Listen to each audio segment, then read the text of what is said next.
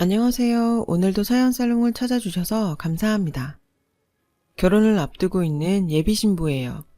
직장을 다니면서 결혼 준비를 하느라 몸도 마음도 피곤한 상태지만 그래도 인생에 한 번뿐인 결혼이라 행복한 마음으로 준비하고 있어요. 저는 보컬 트레이너예요. 제 자랑 같지만 전 어릴 때부터 목소리가 좋다는 얘기를 많이 들었어요. 그래서 엄마는 제가 아나운서가 되길 바라셨죠. 하지만 운명인지 우연인지 어려서부터 자연스럽게 음악을 접하며 살았던 덕에 보컬 트레이너의 삶을 살게 되었어요. 그리고 거기엔 제 인생의 멘토라고 할 수 있는 아빠의 영향도 컸고요. 저희 엄마는 중국어 통역사였어요. 아빠는 기타 만드는 일을 하셨고요. 아빠는 기타 연주 실력도 상당해서 종종 저를 위해 기타 연주를 해주곤 하셨죠. 전 아빠의 연주를 듣는 게 참 좋았어요. 게다가 아빠는 음악을 좋아하셔서 즐겨 듣는 장르도 다양했죠.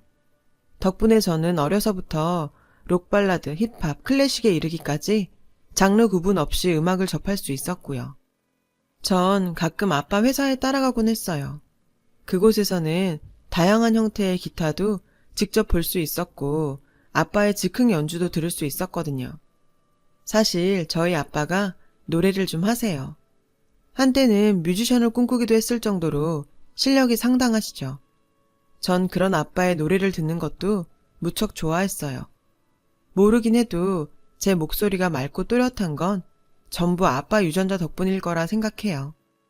이렇게 어려서부터 음악적인 집안 분위기 속에서 생활할 수 있었기에 전 자연스레 음악을 사랑하게 되었죠. 음악이 없는 인생은 생각할 수도 없을 만큼이요.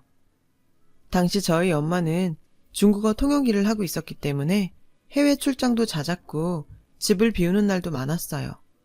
그래서 전 주로 아빠 작업실에서 혼자 시간을 보내야 했죠. 물론 엄마도 시간이 날 때마다 저를 위해 최선을 다하셨어요. 짬을 내서 책도 읽어주시고 함께 놀아주기도 했거든요. 일하는 엄마라 늘 같이 있어주지 못해 늘 제게 미안해하셨죠. 참, 어린 시절 저희 집에는 인형이 많았어요. 여자아이들이 좋아하는 마론 인형은 아니고 녹음 기능이 있는 곰인형이었죠. 모두 아빠가 절 위해 만든 것들이었어요. 아시죠? 목소리를 녹음하고 배 부분을 꾹 누르면 녹음된 목소리를 들을 수 있는 인형이요. 아빠는 그 인형에 동료를 녹음해 두시거나 제게 들려주고 싶은 노래를 녹음해 두셨어요. 부모님이 바빠서 집에 안 계실 때 제가 들을 수 있도록 말이죠. 전 인형에 녹음된 노래를 따라 부르며 아빠 작업실에서 하루 종일 지냈어요. 아빠를 닮아 노래 부르기를 좋아했던 저는 유치원 재롱잔치에서도 무대 중앙에서 춤을 추며 노래를 불렀어요. 그런 절 보고 주위에선 가수를 시키라는 얘기를 많이들 하셨죠.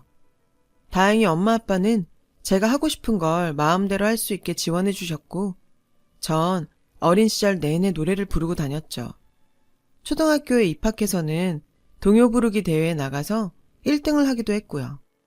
그렇게 행복한 어린 시절을 보내던 어느 날 제 인생이 순식간에 뒤집어지는 사건이 발생했어요. 제가 11살이 되던 해의 일이었어요. 모두 잠든 새벽녘이었는데 누군가 잠들어 있는 저를 거칠게 흔들어 깨웠죠. 눈을 비비며 일어나서 보니 엄마였어요. 엄마는 제 머리맡에 전등을 켜시고는 어서 일어나 옷을 입으라고 하셨어요. 전 왜 그러냐고 물었지만 엄마는 그저 빨리 옷이나 입으라고 재촉하셨죠. 엄마의 얼굴이 너무 무서워 보여서 엄마 말대로 따를 수밖에 없었어요. 엄마는 집안의 불을 모두 끄고 제 손을 잡곤 밖으로 나가셨어요. 집 밖으로 나가보니 택시 한 대가 우릴 기다리고 있더라고요.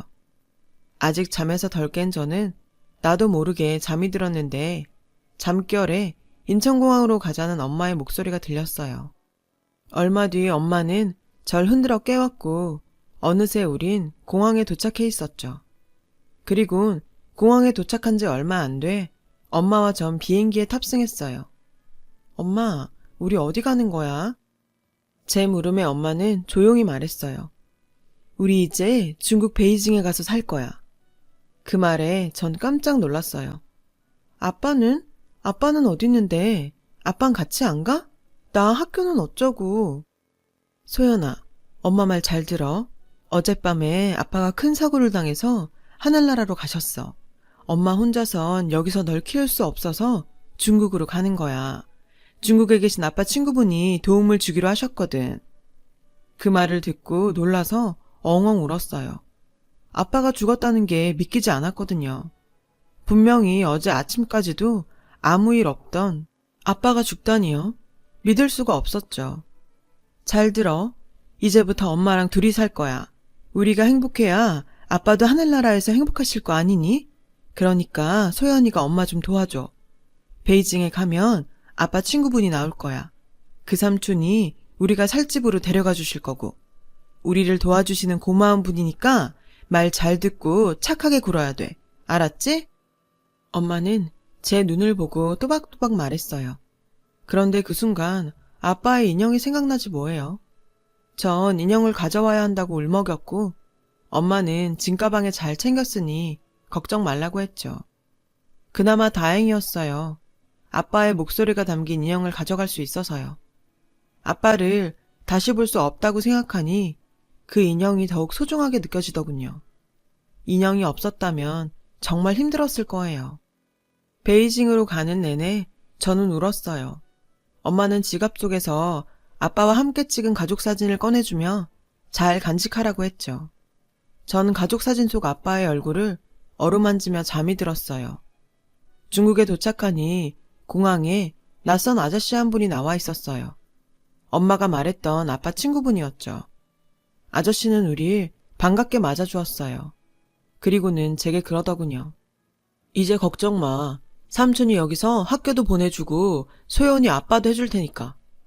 그 말을 듣자 화가 났어요. 자기가 뭔데 우리 아빠를 대신한대요?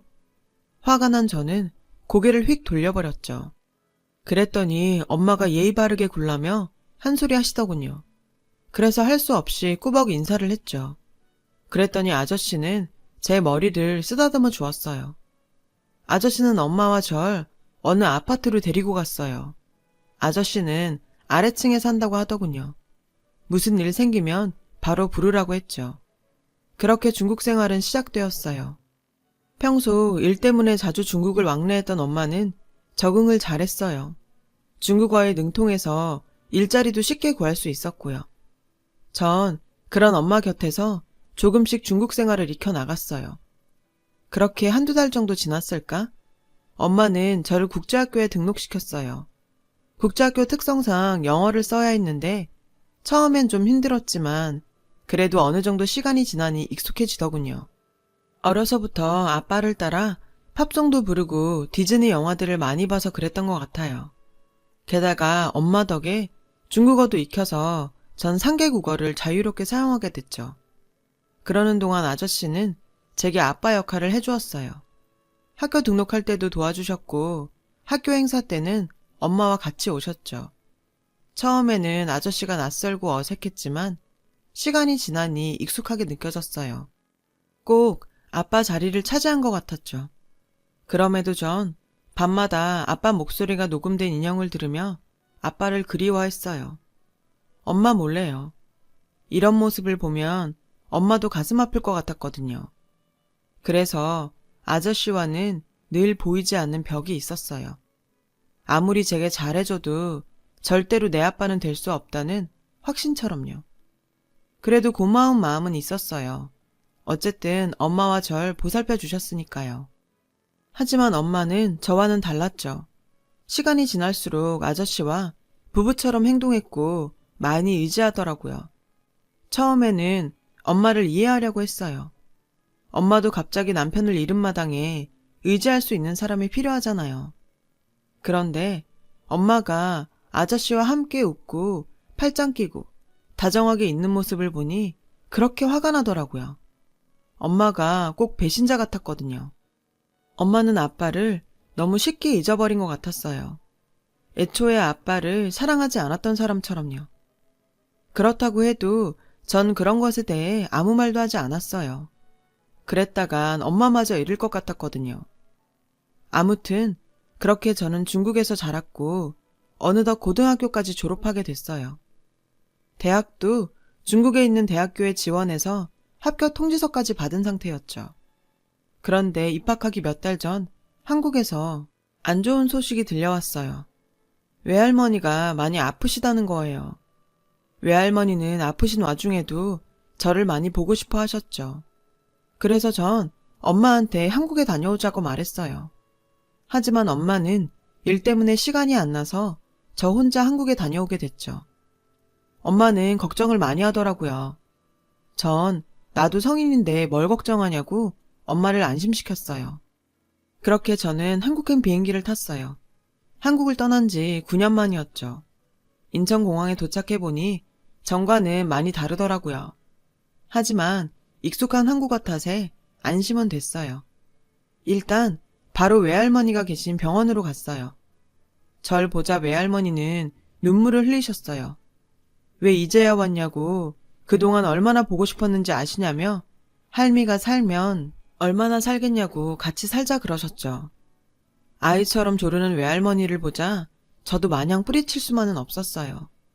그래서 엄마한테 연락해 입학 전까지만 한국에 있게 해달라고 했죠. 엄마도 혼자 계신 외할머니가 걱정이 됐는지 그러라고 하셨어요. 그렇게 저는 외할머니와 함께 살게 되었어요. 그러는 중에 용돈벌이로 아르바이트를 하게 되었고요. 인터넷을 뒤지다 음악학원 구인 공고를 발견했는데 무작정 면접을 봤다가 덜컥 합격을 했지 뭐예요. 아이들을 대상으로 한 교육용 동요를 녹음하는 일이었어요. 일은 어렵지 않았어요. 학원에서 정해준 동요를 가이드라인에 따라 녹음실에서 녹음하면 되는 거였으니까요. 일주일에 2-3번 정도 나가서 1-2시간 녹음을 하고 왔어요. 그러던 어느 날 학원 원장님이 잠깐 쉬면서 간식이라도 먹으라고 하셔서 원장실에서 수다를 떨고 있었어요. 그때 원장님이 CD 하나를 틀어주시며 한번 들어보라고 하시더라고요. 소연씨, 전에 일을 해주시던 분이 녹음한 건데 연세가 있으신데도 어쩜 그렇게 목소리가 좋은지 시간 날 때마다 종종 틀어놓고 듣는다니까. 한번 들어봐요, 소연씨도. 잠시 뒤 CD 플레이어에서 노랫소리가 흘러나왔어요. 트로트 곡이더라고요.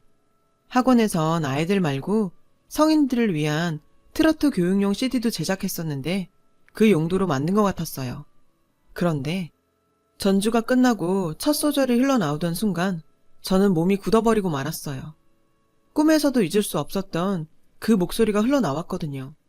바로 우리 아빠 목소리가요. 너무 놀라서 손가락이 덜덜 떨렸어요. 미친 소리라는 거 알지만 돌아가신 우리 아빠 목소리였어요. 저는 떨리는 목소리로 원장님께 물었어요. 원장님, 이거 녹음하신 분 아직 계세요? 원장님은 1달 전쯤에 그만두셨다고 하셨어요. 저는 혹시 그분 연락처를 알 수 있냐고 물었죠. 원장님은 채용할 때 받은 이력서에 연락처가 남아있지만 남의 개인정보를 함부로 알려줄 수는 없다고 하셨죠. 저는 한참을 사정한 끝에 겨우 번호를 얻어낼 수 있었어요. 그날 밤 전 쉽게 잠을 이루지 못했어요. 원장님께 받은 전화번호를 들고 뜬 눈으로 밤을 지새웠죠. 다음날 아침 저는 눈 딱 감고 전화를 해보기로 했어요. 기든 아니든 일단 확인이라도 하자는 심정으로요. 그렇게 떨리는 손으로 번호를 눌렀어요. 신호가 가는 동안 심장이 쿵쿵 뛰었죠. 그리고 마침내 누군가 전화를 받았어요. 여보세요. 저는 그 소리를 듣자마자 울음을 터뜨렸어요. 분명 우리 아빠였거든요. 저는 목이 메어 아무 말도 못하다가 아빠! 라고 말했어요. 그러자 수화기 너머의 남자는 너 소연이니? 소연이야? 하시면서 울기 시작했어요. 그렇게 한참을 아빠와 저는 말을 잇지 못한 채 핸드폰을 붙잡고 울기만 했어요. 아빠와 저는 바로 만나기로 했어요. 아빠가 보내준 주소지로 찾아갔죠. 작은 빌라에 혼자 살고 계시더라고요. 아빠는 저를 보자 덥석 끌어안고는 울먹이며 말했어요. 그동안 어디서 어떻게 지낸 거니? 아빠가 얼마나 찾았는데. 그게 무슨 소리예요? 난 아빠가 죽었다고 들었는데. 그 말에 아빠의 얼굴이 굳어졌어요. 네 엄마가 그러든? 내가 죽었다고? 어떻게 된 인간이 자식한테까지 그런 거짓말을 할 수가 있어? 소연아, 지금부터 아빠 말 잘 들으렴. 그러니까 일이 어떻게 시작됐냐면 아빠는 충격적인 이야기를 시작했어요. 그건 바로 9년 전 엄마와 제가 중국으로 떠나게 된 이야기였죠. 중국으로 떠나기 일주일 전쯤 아빠는 엄마의 외도 사실을 알게 되셨다고 해요. 상대 남자는 아빠의 친구였어요. 엄마는 아빠의 친구와 바람을 핀 거죠. 아빠는 화가 나서 엄마한테 이혼을 요구했대요. 엄마가 유책 배우자니 양육권은 아빠가 갖겠다고 했고요. 그 말을 들은 엄마는 불안해졌고 고민 끝에 함께 불륜을 저지른 아빠 친구와 짜고 일을 벌인 거죠. 그때 엄마와 불륜을 저지른 사람이 바로 중국에서 우리 모녀를 돌봐준 아저씨였던 거예요. 결국 엄마는 아빠 몰래 절 데리고 아저씨가 있는 곳으로 도망을 쳤고 제게는 아빠가 죽었다고 거짓말을 한 거죠. 이후의 일은 앞서 제가 얘기한 대로고요. 이후 아빠는 정말 폐인처럼 살았대요. 친할머니는 엄마가 바람난 것도 모자라 절 데리고 도망갔다는 얘기를 들으시곤 펄쩍 뛰셨고 친할아버지는 돈은 얼마든 줄 테니 저는 꼭 찾아야 한다고 하셨대요. 하지만 적정하고 도망친 사람을 찾기란 쉬운 일이 아니었죠. 아빠는 전국 곳곳을 돌아다니며 저를 찾아 헤맸지만 흔적조차 찾지 못했다더군요. 그렇겠죠. 전 한국이 아닌 중국에 있었으니까요. 이후로는 기타 제작을 하시며 틈틈이 음악학원에서 녹음 일을 하셨대요. 다 포기하고 싶은 순간도 있었지만 훗날 저를 만나게 됐을 때 부끄럽지 않은 모습을 보여주려 열심히 사셨죠. 그러면서도 절 찾는 건 포기하지 않았대요. 하지만 아저씨가 신변 정리를 철저하게 한 탓에 찾기가 쉽지 않았죠. 심지어 주위 사람들에게 자신이 사는 국가 이름을 다 다르게 알려두어서 엉뚱한 나라로 괜히 찾으러 간 일도 비일비재했더라고요. 그 얘기를 들으니 아빠가 너무 불쌍했어요. 그런데도 아빠는 아빠가 먼저 절 찾지 못해서 미안하다고 하시더라고요. 전 아빠를 통해 사건의 전말을 듣고 보니 도저히 엄마와 아저씨를 용서할 수가 없었어요. 한국을 떠나던 날 비행기 안에서 엄마가 흘렸던 눈물을 생각하니 피가 거꾸로 솟는 것 같았죠. 또한 아빠한테 상처를 준 불륜남을 삼촌 하며 같이 살다시피 했던 시간들이 저주스러웠어요. 아빠 대신 저라도 두 사람한테 복수를 해주고 싶다는 생각이 간절할 정도로요. 난 우리 딸이 돌아왔으니까 그걸로 됐다. 아빠는 다 괜찮아. 예전에는 네 엄마가 죽이고 싶을 만큼 미웠는데 지금은 그런 생각 안 하려고. 나한텐 우리 소연이만 있으면 되니까. 아빠는 모든 걸 다 잊고 싶어 하셨어요. 그런 아빠를 보니 지난 세월이 얼마나 모질었기에 지금의 이 정도의 행복에도 만족하는지 가슴이 짠해지더라고요. 그래서 전 결심했어요. 절대로 다시는 중국으로 돌아가지 않을 거라고요. 가증스러운 엄마와는 다시 보는 일 없을 거라고 말이에요. 아빠에게 제 생각을 말했더니 아빠는 그래도 상황을 객관적으로 보고 미래를 계획해야 한다고 하셨어요. 현재 중국에 있는 대학교에 합격을 해놓은 상태라서 한국으로 들어와 버리면 손해 아니냐고요. 중국에서 노력한 게 아깝지는 않겠냐고 말이죠. 저는 상관없다고 했어요. 아빠와의 잃어버린 시간들을 채우는 게 제게 무엇보다 중요하고 가치 있는 일이라고 말이죠. 게다가 대학은 한국에서 다시 시험 봐서 들어갈 수 있으니까 걱정 말라고 했어요. 그랬더니 아빠가 우시더라고요. 엄마는 자신의 추한 사랑을 위해 제 인생을 하찮게 여겼지만 아빠는 달랐어요. 자신의 행복 이전에 딸인 제 인생을 먼저 생각하시거든요. 그런 아빠를 보니 더더욱 한국에 남고 싶어졌어요. 그리고 다음 날부터 저는 본격적으로 한국에서 자리 잡기 위한 준비를 시작했어요. 가장 먼저 친가에 찾아가 친할머니와 친할아버지를 뵈었어요. 두 분은 죽기 전에 저를 다시 보게 될 줄은 몰랐다고 하시면서 많이 우셨어요. 할아버지께선 절 위해서라면 뭐든 해줄 테니 필요한 게 있으면 주저 말고 말하라고 하셨죠. 그러시면서 다시는 저를 떠나보내지 않겠다고 하셨고요. 그래서 저는 어디에도 안 가고 한국에 남을 생각이니 걱정 마시라고 했어요. 할머니는 그래도 안심이 안 되시는지 제 손을 한참 동안이나 잡고 계셨죠. 9년 만에 만난 손녀딸을 또 다시 놓칠까 겁이 나셨던 모양이에요. 그날 밤 저는 외할머니 댁에 돌아와 모든 일을 얘기했어요. 제 얘기를 들으신 외할머니는 믿을 수 없다는 표정이었죠. 그도 그럴 것이 엄마는 외할머니한테 모든 상황을 반대로 얘기했으니까요. 바람을 피운 건 당신이 아닌 아빠라고요. 이서방이 바람이 나서 더는 힘들어 여기 못 있겠다고 널 데리고 나가 외국에서 살겠다더라. 외할머니는 그 말을 믿었고 9년이 지난 지금까지도 그렇게 알고 계셨던 거예요. 그래서 아빠를 많이 원망하셨대요. 아빠 연락도 안 받고 찾아오면 고성을 지르고 소금을 뿌리며 쫓아냈다고요. 그런데 이 모든 게 당신 딸이 벌인 짓이라니 얼마나 기가 막히셨겠어요. 외할머니는 우시면서 이 모든 게 딸을 그 모양으로 키운 자신의 죄라고 하시더군요. 그 모습을 보니 아무리 내 엄마지만 도저히 용서가 안 됐어요. 엄마 한 사람 때문에 도대체 얼마나 많은 사람들이 고통을 받았냐고요. 이래놓고 사과 한마디 없으니 말이에요. 이젠 엄마 얼굴조차 보기 싫었어요. 그래서 저는 합격한 대학교에 등록 취소 이메일을 보냈어요. 그리고 며칠 뒤 엄마한테 전화가 왔어요. 잔뜩 화가 난 목소리로 소리치더라고요. 학교에서 엄마한테 연락한 모양이었죠. 엄마는 제게 당장 돌아오라고 했어요. 그래서 전 참았던 말들을 퍼부었죠. 왜? 남자 하나로는 성이 안 차? 꼭 나까지 끼고 살아야겠어? 제 말에 당황한 엄마는 그게 무슨 소리냐고 묻더군요. 아빠 만났어. 엄마가 죽었다고 했던 내 아빠. 어떻게 자기 불륜 감추자고 살아있는 남편까지 죽여? 엄마가 그러고도 인간이야? 그동안 드라마 보면서 불륜녀들을 욕했었는데 엄만 더한 인간이었더라. 엄마 때문에 지난 9년 동안 몇 사람이나 상처받고 살았는지 알기나 해? 그래놓고는 엄마는 어떻게 아저씨랑 부부 행세를 하고 살 수가 있냐고. 양심이 있다면 창피한 줄 알아. 나 이제부터 엄마 안 보고 살 거야. 아빠랑 살 거라고. 대학도 한국에서 다닐 거니까 엄마는 그냥 이제부터 딸 없다 생각해. 그 불륜남 아저씨랑 평생 잘 살라고. 저는 그렇게 전화를 끊었어요. 그 후 엄마한테 오는 전화와 문자는 모두 무시했어요.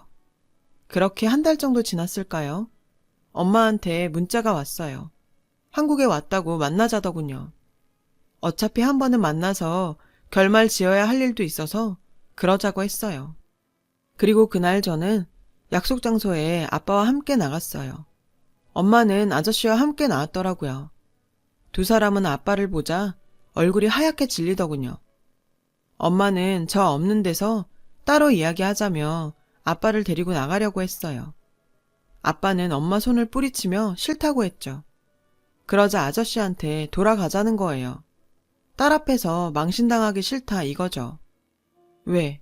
나 있으면 안 되는 이유라도 있어? 기껏 만나자더니 왜 간다는 거야? 엄마가 그 아저씨랑 바람필 때는 이런 결과는 생각 안 했나 보지? 시궁창 인생을 살면서 자식 앞에선 고귀한 척 부모 행세하려고 했어? 어린 딸한테 아빠가 죽었다고 가슴에 목까지 박아가면서. 꼼짝하지 마. 안 그럼 경찰 부를 거니까. 그리고 빌어. 나한테도 아빠한테도. 그 다음엔 친할머니, 친할아버지한테 가서도 빌어. 모든 게 자식 잘못 키운 자신 탓이라 믿는 외할머니한테도. 용서받을 때까지 빌고 또 빌라고. 안 그럼 엄마 고소할 거야. 제 말에 엄마는 휘청거렸어요. 다른 사람은 몰라도 딸한테 이런 소리를 듣게 될 줄은 몰랐을 테니까요. 결국 엄마와 아저씨는 사람들이 다 보는 카페 안에서 무릎을 꿇었어요. 소연이 아빠, 미안해요. 내가 잘못했어요. 그리고 소연아, 엄마가 잘못했다. 제발 용서해 주렴. 솔직히 전 엄마의 사과가 마음에 닿지 않았어요. 지난 9년간 엄마한테는 자신이 저지른 잘못을 바로잡을 시간이 충분히 있었지만 결국 들통이 난 지금에서야 사과를 하는 거니까요. 그런데 그 순간 엄마가 서류 한 장을 내밀었어요. 이왕 이렇게 된 거 이참에 확실히 하고 싶어요. 이혼 서류예요. 당신도 나랑 살 생각 없잖아요? 그러니 도장 찍어줘요. 깔끔하게 남남으로 살자고요. 기가 막혔어요. 어쩜 사람이 이렇게 뻔뻔할 수가 있죠. 아빠도 엄마의 행동에 할 말을 잃은 표정이었어요. 엄마, 지금 그걸 말이라고 해? 욕해도 할 수 없어. 나도 이제부터 내 인생 살아야겠으니까. 내가 너한테 아빠 죽었다고 속인 건 미안하지만 나도 그동안 혼자 너 키우느라 고생을 이만저만 한 거 아니야. 지난 9년간 널 키운 건 네 아빠가 아니라 나였다고. 근데 어쩜 그간의 내 노력은 생각도 않고 네 아빠 편만 드니? 정말 섭섭하다 얘. 딸 자식한테도 버림받은 이 마당에 나도 내 행복 정도는 찾아야 하지 않겠니? 혼인신고가 안 돼서 그간 귀찮은 일도 많았는데 차라리 잘 됐어. 소연이 아빠 이혼해줘요. 이걸로 우리 깨끗하게 정리하자고요. 아빠는 엄마가 내민 이혼 서류를 받아들었어요. 그리곤 근데 이걸론 정리가 다 안 될 것 같은데? 당신은 지난 9년 동안 내 딸을 유괴해서 나와 내 부모한테 생이별의 고통을 줬어. 그걸 미안하다는 말 한마디로 끝내려는 건 아니겠지? 게다가 내 친구와 바람까지 펴놓고 책임을 회피하려 도망을 쳤고 말이야. 도대체 이혼으로 뭐가 정리가 된다는 거야? 바람을 피건 유괴를 하건 당신 자유지만 모든 자유엔 책임이란 게 따르는 거야. 그러니까 어른답게 책임져. 그 알량한 사과 한마디로 퉁치려 말고. 아빠와 전 자리를 박차고 나왔어요. 그리고 며칠 뒤 아빠는 엄마한테 소송을 걸었어요. 그리고 아저씨한테도 상간남 위자료 청구 소송을 했고요. 그제서야 엄마는 집까지 찾아와 울고불고 용서해달라 사과를 하더군요. 아빠는 모든 벌은 법정에서 받으라고 소리쳤고 한 번만 더 찾아와 동네 시끄럽게 굴면 경찰을 부르겠다고 엄포를 놓았어요. 그 후로 엄마는 제게 문자를 보내서 아빠 좀 설득해달라고 떼를 썼지만 전 아무런 답장도 하지 않았죠. 하루는 아빠가 그러더라고요. 자신은 엄마를 용서할 수 없지만 전 입장이 다르지 않냐고요. 지금은 엄마가 미워 그렇다지만 시간이 지나면 이번 일로 오히려 제가 더 상처받을까 걱정이 되신다고요. 전 그때가 돼봐야 알겠지만 모르긴 해도 아빠가 세상을 떠났다는 말을 들었던 9년 전 그날의 상처보다는 덜 아플 것 같다고 말했어요. 그러자 아빠는 더 이상 아무 말도 하지 않으시더라고요. 소송은 그 후로도 오랫동안 진행됐어요. 그리고 결국 아빠의 승소로 끝이 났죠. 이후 엄마와 아저씨는 헤어졌다고 하더라고요. 엄마가 소송에 빠져있는 사이 안 그래도 지친 아저씨한테 여자가 생긴 거죠. 결국 엄마는 불륜으로 얻은 남자를 불륜으로 잃게 된 셈이에요. 저는 한국에 정착해 아빠와 함께 살기 시작했어요. 죽어라 다시 공부해서 수능을 받고 남들보다 조금 늦게 대학에 들어갔어요. 그리고 대학 시절 만났던 남자친구와 결혼을 할 예정이에요. 결혼 날짜를 잡고 얼마 지나지 않아서 엄마한테 전화가 왔더라고요. 외할머니한테 결혼 소식 들었다며 제발 결혼식만이라도 가게 해달라고 하더군요. 전 딱 잘라 거절했어요. 남편 될 사람도 제 사정 다 알고 있어서 괜히 결혼식장에 와봐야 사람들한테 눈총만 받을 거라고요. 그 말에 엄마도 더 이상 오겠다는 소리를 안 하더라고요. 제 결혼식 축가는 아빠가 해주시기로 하셨어요. 그런데 글쎄 요즘 트로트에 한창 빠져 있으셔서 그런지 식장에서 축가로 트로트를 부르겠다고 하시지 뭐예요. 그래서 요즘 그 문제로 아빠랑 티격대고 있답니다. 아, 누가 우리 아빠 좀 말려줬으면 좋겠어요. 결혼을 통해 아빠와 전 또 한 번의 이별을 맞게 되었지만 이번엔 적어도 슬픈 이별은 아닐 거라고 생각해요. 부모이자 인생의 멘토인 우리 아빠를 혼자 외롭게 두지는 않을 테니까요. 지금까지 제 사연을 들어주셔서 감사드리고요. 오늘도 행복한 하루 되시길 바래요. 여러분, 사연 댓글에 응원과 현명한 조언 부탁드려요. 좋아요와 구독은 저에게 큰 힘이 됩니다. 오늘도 좋은 일 가득하세요.